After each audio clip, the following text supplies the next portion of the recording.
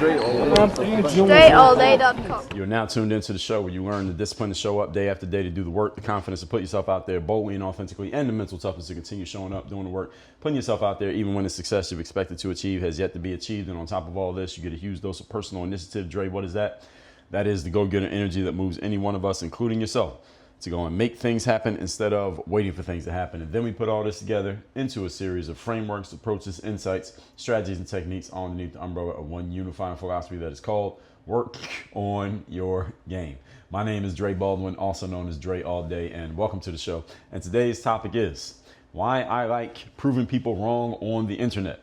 Now, this title, why I like proving people wrong on the internet, this is somewhat tongue-in-cheek, but it's not really, because I do mean it in a literal sense, and at the same time I mean it in a metaphorical way. And of course, I will explain that here today. And I would not, first of all, just to be very clear with everyone, I would not waste my time debating with people who are mostly nameless and faceless and upon subjects upon which it really doesn't matter if I prove myself right and prove another person, quote unquote, wrong. That's not really what it's about. It's much more about being accurate than it is about being right anyway. I did a whole episode on that. Those of you who are not familiar with it, I talked about that in episode number 2167, being accurate versus being right, and no, they're not the same thing.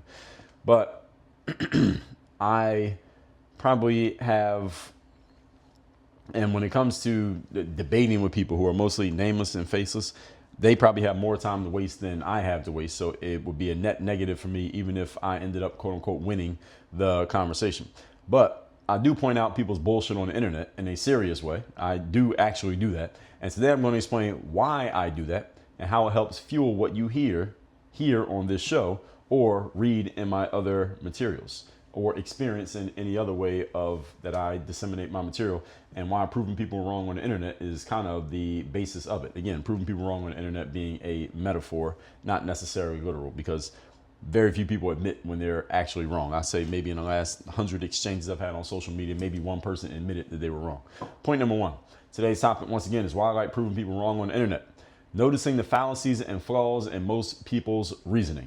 Now, this is just part of my natural way of thinking, is just part of my wiring, is that I could agree with you on a point that you make, but disagree with the way that you came about coming to your conclusion. Because I just notice when there are flaws in people's reasoning.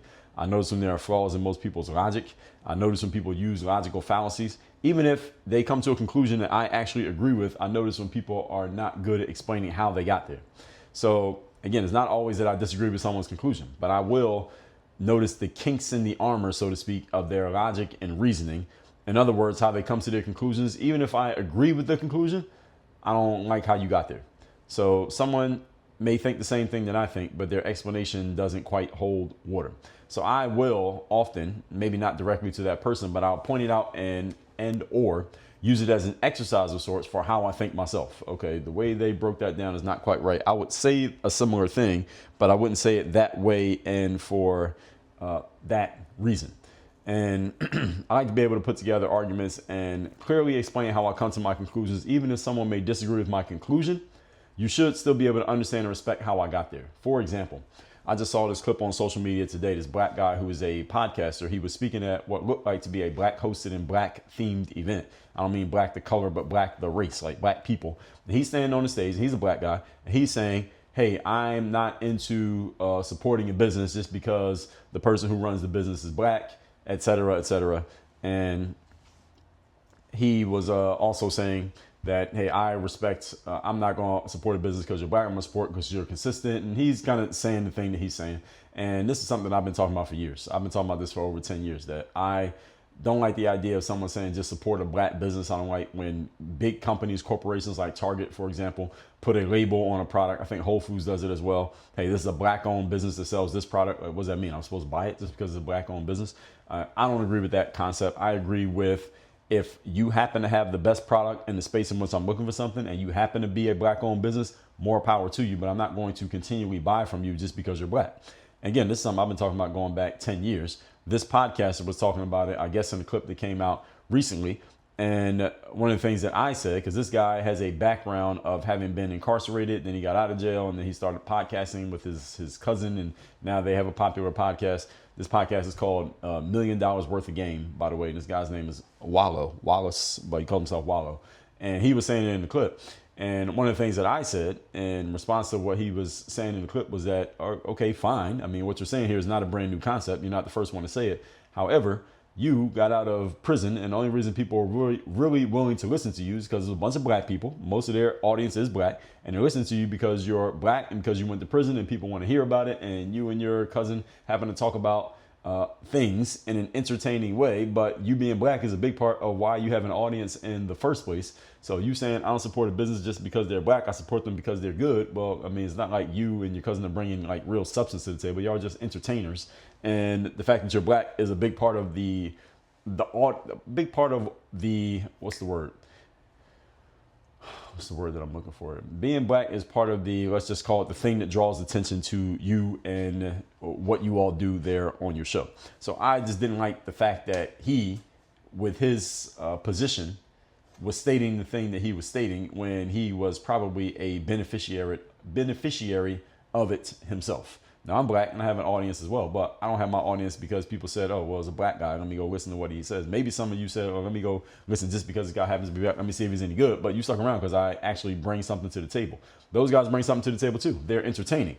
What I'm saying is he's standing up there saying, well, I'm not going to support a business just because it's black. Well, you're at this event. It looked like it's a black event for black audience members and for black people to speak to them. Like, how are you standing on the stage saying something like that? It didn't quite connect as far as I was concerned. So these are kind of little things that I point out, and sometimes they're much more egregious than that. That's actually a small example, but it's something I saw just like an hour ago from when I'm recording this, which is why it's fresh on my mind. But I see people do this in much more egregious ways that causes me to point them out. So I will point these things out. I will use them as an exercise, again, for my own thinking.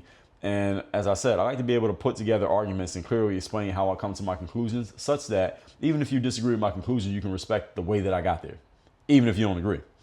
And I'm sure, I know actually for a fact that there are people who listen to the show who do not agree with all of my perspectives on certain things, but they respect the way that I come to my conclusions because you understand how I got there. All right, it's the same as in when you were in school in math class, you might have a test and you had to answer some geometry question and you had to show your work.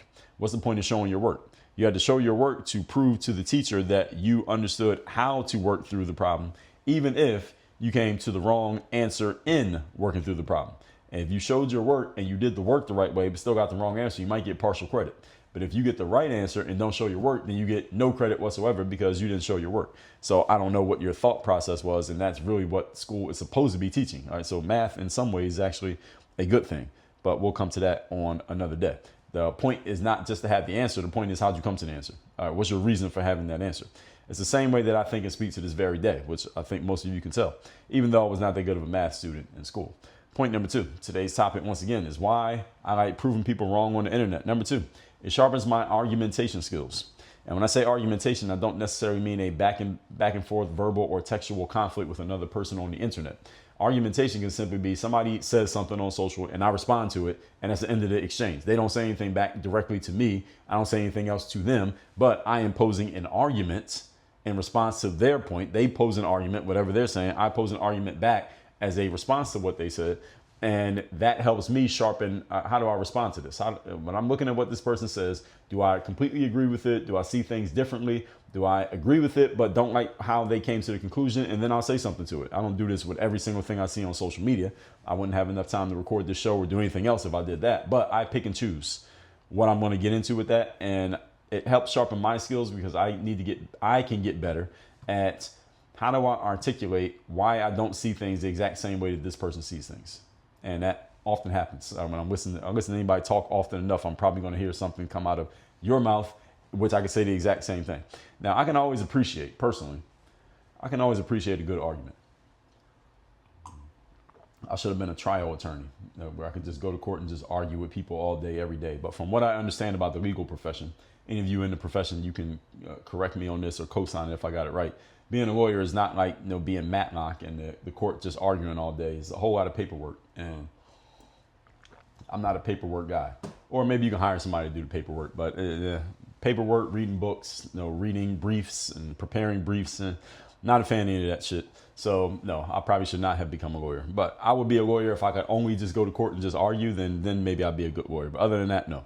So, and that's very much tongue in cheek. So I can always appreciate a good argument. And again, I don't necessarily mean a confrontational disagreement with another person.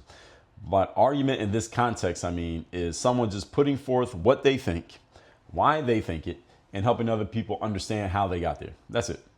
Now, I notice that many people are very bad at doing this. Again, this is the reason why I like the people in the legal profession are usually pretty good at this, because you got to be good at articulating your perspective. You got to be good at explaining how you got there, why you got there, and how it applies to some objective thing, i.e. the laws on the books, if you're going to make a legal argument on anything.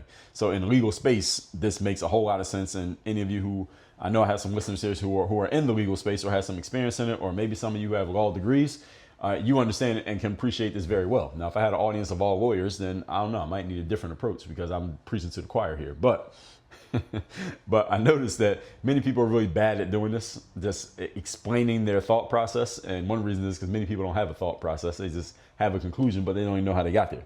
They couldn't explain to you why they think what they think. They just think what they've been told, and they call it thinking when there's actually no thinking ever took place. Most people's arguments are based more on their emotions and feelings and or trying to appease the assembled crowd rather than actually putting together a solid reasoning for their conclusion. Let me say that one more time. Most people say that they think something when they haven't actually thought at all, because their arguments are based in their emotions and feelings and or trying to appease the assembled crowd rather than actually putting together a solid reasoning for the conclusion to which they claim to have arrived. Many people say they have a conclusion on a subject. If you ask them to explain how they got there, they couldn't explain it to you because they never actually thought about it. They just heard something, decided on something they would believe, and they just went out and repeated it until somebody challenged them on it. And then they get mad at you for challenging them on something that they have never thought of themselves. They should be thanking me. And you may know, I've had this experience many times. As a critical thinker, and I did a 2-part series on critical thinking, episodes 1826 and 1827. Critical thinkers accept nothing at face value. So you could be my best friend. If you say something that I don't know how you know it, then I'm going to question you and ask you, how do you know that? Where'd you get that information from? What is that based on? And I find, in my experience, that when you ask people this question, you ask this question often enough to different people, often you're going to get people annoyed with you or challenging you back just for the fact that you question how they came to their conclusion, because what they're really showing you, and my theory, is that when people get annoyed when you ask them a question like this is because they couldn't explain to you how they got there, because they didn't really get there. They just had it handed to them and they just decided to accept it. So there's no thinking to explain because there was no thinking. And again, this is just my assumption about how a lot of people get to their conclusions about things, especially when they're emotional or highly emotionally engaged on a subject. It's fun for me to point out people's bullshit combined with the fact that I don't have a problem with someone not liking the fact that I pointed out their bullshit. I'm the type of person who often is called pejoratively a contrarian. Oh, well, you're just a bunch of people are going along with this, or a bunch of people have accepted this to be true. And here you come, Dre, saying something that goes against that and explaining why you're going against it. And then people say, well, you're just a contrarian. I'll say, well, okay, tell me why what I said was wrong. What did I get wrong? What part of this do you disagree with? Where is the flaw in my logic? Often there's no answer to that. It's only some type of ad hominem attack, attacking me on a personal level rather than attacking my point, or just saying you're a contrarian without actually saying what I got wrong. Or you're so wrong about this, you're so dumb, you're an idiot. We get these kind of things on social media all the time, but you didn't actually address what I said. Just address what I said. And most people can't do that. And on top of the fact, when I did my episode on logical fallacies, I explained to you, whenever someone attacks you on a personal level, most people's natural response is to defend themselves personally. I'm immune to that. So you attack me personally, I can ignore your personal attack and keep you on the subject of, okay, tell me what I got wrong. What part of my point are you missing? Or what part of my point do you disagree with? Most of the time, the person attacking you personally doesn't have a logical way of refuting your point. That's the reason why they attacked you personally in the first place. Point number 3. Today's topic, once again, is why I like proving people wrong on the internet. Number 3, it provides me with content ideas for future material. This is the main reason why I do it. Main reason why I use the internet and apps like X, and X is the only app on which I scroll and look at shit that other people post, because it provides me content ideas for the future. You want to know how I've kept this show going for 3,000? What number episode is this? According to my tracking here. This is episode number 3,200 and is this 3,300? Let me see what we got. 1, 2, 3. Wait, 1, 2, 3, 4. I'm just checking my document here. 1, 2, 3, 4. 3,301. I think I got that right. I believe this is episode number 3,301 in the history of the Work on Your Game Masterclass. The reason I'm able to keep this show going for 3,301 straight days is not because ideas just pop into my head floating by on the ether. It's because I look at what other people are saying, doing, allegedly thinking, and just things that happen in life. And I use things that I observe as material.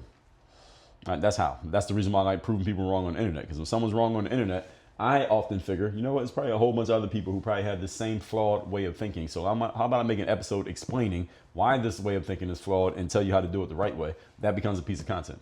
And while I'm talking about that thing, I think about something else. That becomes the next piece of content. Then I say, how about I combine these last two things? That becomes another piece of content. And they start to build off of each other. They basically start multiplying like bunny rabbits. So I get a good amount of future material content from stuff that I see people saying on the internet, especially when someone violates one of the first 2 points that I made in this episode, such as people do not know how to build a solid argument, and people seem to have come to conclusions without actually thinking. All right, whenever I notice that, that usually becomes source material for something that I'm going to create. And if it's a current event thing, for example, then I usually do it on my live streams. So you want to hear me talk about any current event, something that's happening in the news like this week? Since I record the episodes of the show so far ahead, it wouldn't really fit on this feed. So what I do is my live streams. I do a live stream Monday through Friday, 8 a.m. Eastern, by the way, and I do it on all streaming platforms. So any platform that allows video streaming, I'll just name the 7 that I use now: TikTok, Instagram, X, Rumble, Facebook, YouTube, and LinkedIn. So if you're on any one of those platforms, 8 a.m. Eastern to about 8 a.m. to about 9:30 usually. Monday through Friday is when I do live streams, and often I'm talking about some form of current event. So that's something happening in the government, some social issues, something like that. That's usually where I talk about current events. The more evergreen things, they go here on this feed, because I like this feed to be about things that are universal and they are timeless. It doesn't matter when you consume it, the point still stands. So what I'm talking about here, this point will stand whether you listen to it in 2030 or 2080. The point still stands, everything that I'm saying here. And I like that. And also, just for the record, those of you who don't catch my live streams, it's okay. The replays do come on my YouTube channel. And also, this show right here, everything that's on this show is the official record of what Dre Baldwin thinks about topic ABC. So you want to know what I think about any topic, listen to my podcast episode on that topic or my masterclass episode on that topic. Not anything else. Just go off of this. This is the official record, because this is where I get to give all of my thoughts in full context. Other places I do things in other ways. So all that said, again, evergreen subjects land in this feed. Sometimes both, but I found that each one works better in their prioritized space. Another thing is, when it comes to content ideas, I will see someone saying something that doesn't quite add up and doesn't make sense. I will use it to my advantage and for my own personal purposes. So everything becomes material in this sense. Something that I've explained in the past, some of you may have heard me say it before, is that when someone says something that I know is not logically sound, or for whatever reason not sound, even if somebody's asking me a question, I got the idea a long time ago. How about, instead of me answering a question or responding to something to one person where only that one person possibly benefits, how about I take my answer to a question that somebody asked and I create some content around it, so that the next 20 or 300 or 10,000 people who have the exact same challenge or exact same question can all benefit from it, instead of me only benefiting one person and or having to answer the same question 10,000 times. That's one of the reasons why I create content. I take things that I think there's someone on the planet who wants to know the answer to this, or has never considered it, but once they hear it, they say, oh, that is a good question. I record the answer, and now I don't have to ever record that answer ever again, because I've already answered it one time. That's why I create content. I'm basically creating a library of everything that I ever thought. That's what this is. This is like the Dre Baldwin mental encyclopedia, the material that I put out, so that everything I've ever thought about ever in life is all in one place, one neat package that everybody can consume. This is the reason why I have my Dre GPT ChatBot, which I've been telling you all about. And by the time you all hear this, we may have already created multiple bots for different spaces, like communication or relationship or business or mindset, different chat bots, where I can take all the material I've created around certain subjects and create different bots, and you can engage with those bots and they'll answer the questions that you have based on that particular subject. So you can engage with the Dre GPT bot as of now at dreallday.com/AI, but we have more coming in the future. Again, by the time this episode comes out, I may have already announced those. So if I see someone with a flawed argument, a question that somebody needs to ask, but they're not asking, a conclusion that I disagree with, or a trend that people are talking about or behaving with that I notice I have something to say about, all of these can become content. All of them that can become future material. It could even be sometimes something that I agree with, and like the way somebody put it together, maybe I don't agree with it, or maybe I just have a different angle on it or a different opinion on it that I want to talk about. And I haven't yet gone on a record with it, so I will use it then. So when I say proving people wrong on the internet, sometimes I'm actually not proving them wrong. I'm actually agreeing with them. And I'm just going with the grain, but finding a different angle from which to talk about it. That could be a reason as well. So again, proving people wrong on the internet is an old saying from not that long ago, but a while ago, when people would waste a lot of time on the internet trying to prove somebody else wrong in a chat section or some comment thread, when you can't really prove another person wrong, because if someone wants to just find a way to be right, they will. You're not really going to prove anybody wrong. So that's not really a thing. It's really an oxymoron. That's why I use it in the title for those of you who don't get the reference. All that said, let's recap today's class, which is why I like proving people wrong on the internet. Number one, noticing the fallacies and flaws in most people's reasoning. Most people's reasoning has a lot of fallacies and flaws in it. Number two, sharpening my argumentation skills. Again, I can always appreciate a good argument. An argument doesn't mean two people confronting each other verbally. What it means is one person making a point and giving a reason, and another person making a point and giving a reason. That could be the entire argument.